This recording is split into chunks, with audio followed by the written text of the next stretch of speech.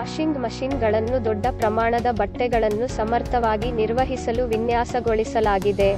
Washing ಮಷಿನ್ಗಳು ಸಾಮಾನ್ಯವಾಗಿ ವಿವಿಧ ರೀತಿಯ ಬಟ್ಟೆ ಮತ್ತು ಕೊಳಕು ಮಟ್ಟಗಳಿಗೆ ಸರಿಹೊಂದುವಂತೆ ವಿಭಿನ್ನ ವಾಶ್ ಪ್ರೋಗ್ರಾಂಗಳು ಮತ್ತು ಸೆಟ್ಟಿಂಗ್ಗಳೊಂದಿಗೆ ಬರುತ್ತವೆ.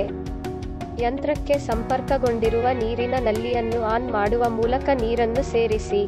ಇದು ಆಯ್ದ ನೀರಿನ ಮಟ್ಟಕ್ಕಿಂತ 2 ಅಥವಾ 3 ಸೆಂ.ಮೀ ಕಡಿಮೆ ನೀರನ್ನು ತುಂಬಲು ಅನುವು ಮಾಡಿಕೊಡುತ್ತದೆ.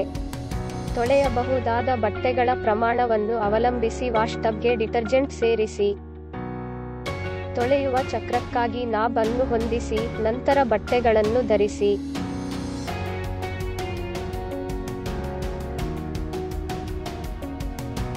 ಬಟ್ಟೆಗಳನ್ನು ಈಗ ಯಂತ್ರದಲ್ಲಿ ತೊಳೆಯಲಾಗುತ್ತಿದೆ. ವೃತ್ತದಲ್ಲಿ ಇಡೀ ಬಜರ್ ರಿಂಗಣಿಸುತ್ತದೆ.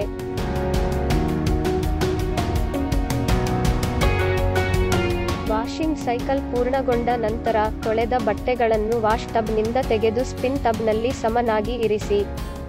ನೀರು ಸರಬರಾಜು ನಾಬ್ ಸೂಚಕವನ್ನು ಸ್ಪಿನ್ ಟ್ಯೂಬ್ಗೆ ವರ್ಗಾಯಿಸಿ ಮತ್ತು 1 ನಿಮಿಷ ನೀರು ಹರಿಯಲು ಬಿಡಿ. ಸ್ಪಿನ್ ಟಬ್ನಲ್ಲಿ ಬಟ್ಟೆಗಳ ಮೇಲೆ ಸ್ಪಿನ್ ಕ್ಯಾಪ್ ಅನ್ನು ಸಮತಲವಾಗಿ ಇರಿಸಿ ಮತ್ತು ಸ್ಪಿನ್ ಟಬ್ನ ಮುಚ್ಚಳವನ್ನು ಮುಚ್ಚಿ.